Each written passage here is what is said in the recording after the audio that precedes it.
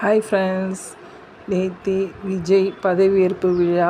So எங்கள் வீட்டில் எங்கள் குட்டீஸ்லாம் சேர்ந்து அதை செலிப்ரேட் பண்ணுற மாதிரி பரோட்டா செய்யலாம்னு சொல்லிட்டு பிளான் பண்ணாங்க.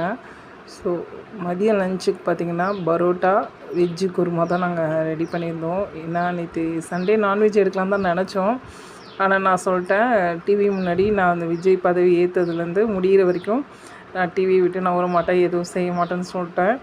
ஸோ பார்த்திங்கன்னா மணி 11:12 ஆகிடுச்சு. நான் அந்த ப்ரோக்ராம்லாம் பார்த்துட்டு கடைக்கு போய் காய்கறிலாம் வாங்கிட்டு வரதுக்குள்ளே மணி 12 ஆகிடுச்சு. சரி, இதுக்கு மேலே என்ன செய்யலாம்னு யோசிச்சப்போ பரோட்டா வெஜ்ஜு குருமா செஞ்சுட்டு கொஞ்சமாக ஒயிட் ரைஸ் வடிக்கலாம் அப்படின்னு சொல்லிட்டு பிளான் பண்ணோம்.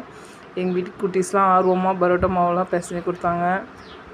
பெரிய பாப்பா பார்த்திங்கன்னா பரோட்டா உருட்டி கொடுத்தா, நான் சுட்டு எடுத்தேன்.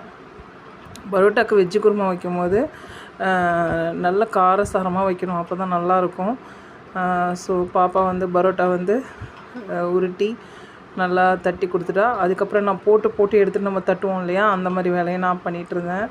ஸோ விஜய் பதவி ஏற்றது எங்களுக்கெல்லாம் ரொம்ப சந்தோஷமாக இருந்தது. அதை கொண்டாடுற விதமாக தான் நாங்கள் பரோட்டா வெஜ்ஜு குருமா செஞ்சு சாப்பிட்டோம். பரோட்டாக்கு எப்போதுமே தாராளமாக நம்ம எண்ணெய் ஊற்றுறோம். நான் எண்ணெயும் நெய்யும் மிக்ஸ் பண்ணி வச்சுருந்து ஊற்றினேன்.